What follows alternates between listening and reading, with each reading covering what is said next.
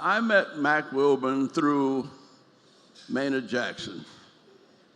And Maynard said, do you know this little fella like he just got off a watermelon truck from Arkansas? And I said, no, but I'd like to meet him. He said, you need to meet him. And Maynard said, you know, we have 18 counties in Georgia that don't have any black elected officials, even though they have a black majority. He said, and I was trying to think of what to do, and I asked Mac, he's new in town, and he doesn't know much about Georgia, but I said, would you ask some of the business community to try to raise maybe $1,000 for each county? And Mac said, well, I'll try, but I'm not that good at raising money. And that's where he started. But Maynard never took no for an answer. And finally, Maynard said, how you doing, Mac? And Mac said, well, look, I really don't know how to ask for money, but can I give it? And Maynard came to me and said, you have got to meet this young man. He said he was too shy to raise the money for these 18 counties, but he asked me, was it all right to write a check? Now, very few white folks and no Negroes at all that I know would write an $18,000 check for something that they had nothing to do with and had nothing to gain from. And that was where I understood Mac's heart. He wasn't the Mac Wilburn that he is now, but he had the yearnings in his heart, not only to be somebody, but to help somebody. Now, you didn't quite hear the Reverend's prayer, but Mac started going to that church. And that's the church that started the whole idea of souls to the polls. And that's the church that got all of the pastors together and elected me to Congress in 1972. And most of you had not gotten here yet, but it poured down rain. It poured down rain the night before, all day.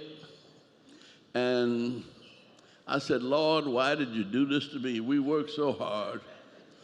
And that's when I learned to love and understand and believe in people. Because we had a 75% black turnout in the pouring down rain. And we didn't have but 38% of the black vote in the 5th Congressional District, but we got more of the white vote than we thought we could get. And we started the city on a new trend. That was 72. Maynard was running in 73. The same campaign, and we were at the funeral today of James Orange's wife, Cleo, and they started something called the Blue Crew, and they rallied all of the young people around here, and they went door to door. Maxine was with us, came down for the mayor's race, and we went through the projects, through the Perry homes. And her husband had just given her a big diamond ring. And my mama was with us, and my mama said, baby, turn that ring inside. Somebody cut off your finger. But we went door to door, and we had a band, and we had parties in the streets.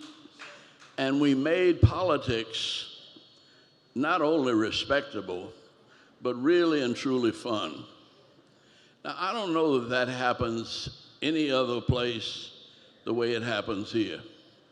And Mac started sending for his friends from New England. They'd come down and bring their trailers and their trucks and all of their equipment.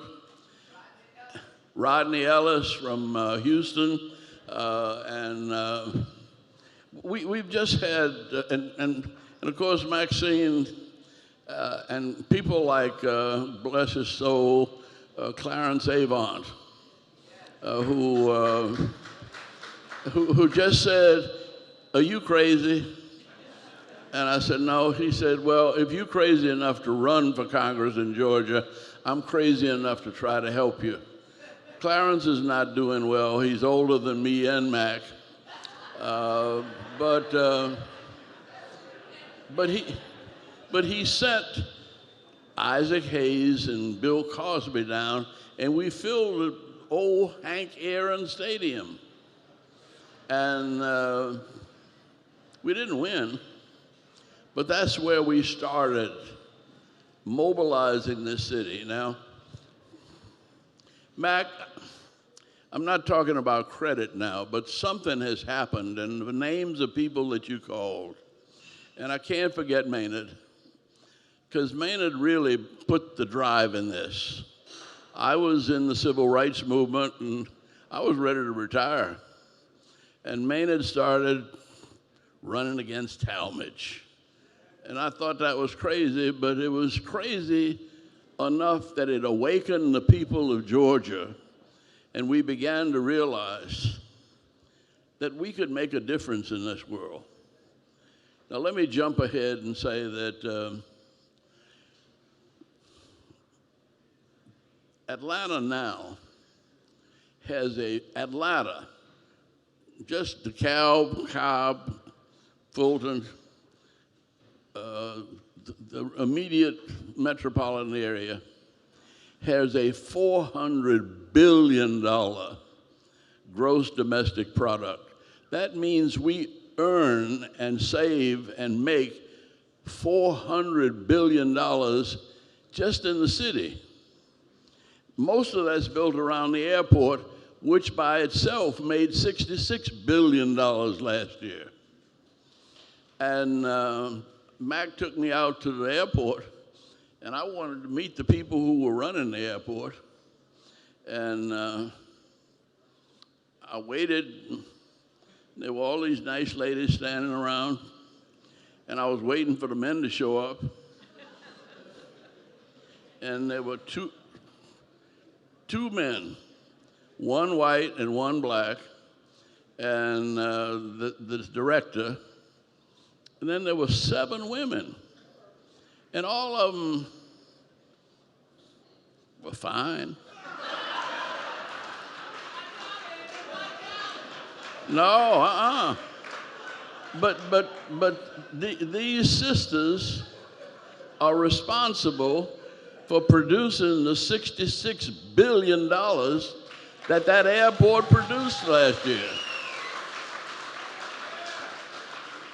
And I didn't know any of their names, but they went to Clark, they went to to Spelman, and they went to Georgia State, and they've grown up in this city, and they are running the world's busiest airport. And Hank Aaron was one of their inspirations. And Billy Aaron and her crew have pulled together the community and have donated $500,000 to just about every big campaign that's come through here. That's what Mac Wilburn represents in this city. Now, finally, I went to church with Mac, and Jasper Williams, the preacher, was there, and all he said was, "I will lift up mine eyes unto the hills." Remember that, Mac? From whence cometh my help? My help don't come from the hills. My help comes from the Lord. And when something's wrong, I don't need to tell the Lord what I need. All I need to do is say, help. And the brother walked up and down the pulpit for 15 minutes saying, help.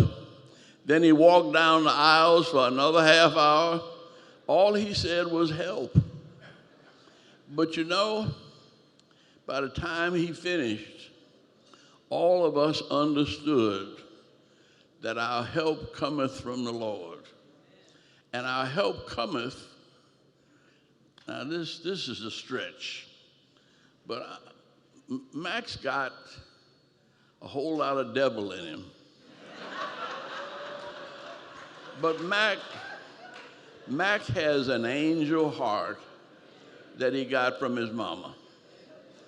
And we have seen more of his heart than we've seen of the devil in him. But just so I don't get lonely, I'm grateful for the devil.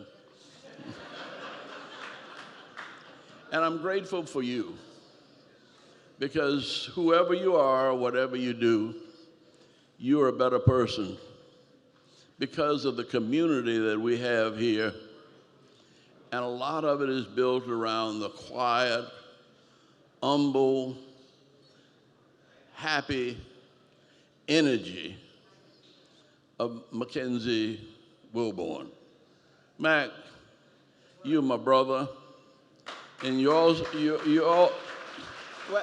also my son. Wait a minute, but you have to tell, he has to tell, it's one great story.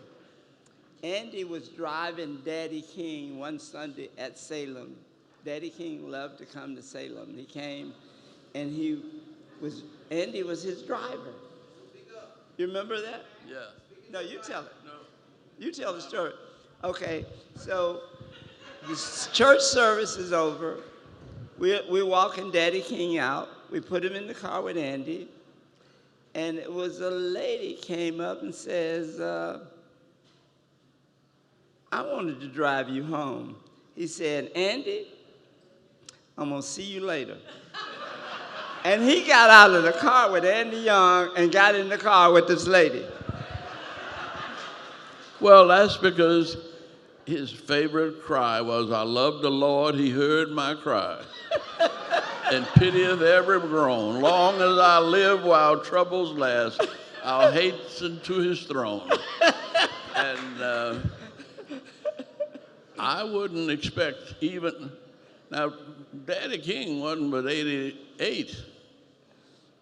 Well. And you getting there. You already been there. And I've been there. But I tell you what, it's wonderful to look at all of the beauty of God's earth that you all represent. There are more fine women. And they're more intelligent women. And they're more beautiful women. And I don't know how all y'all got to be friends with Mac.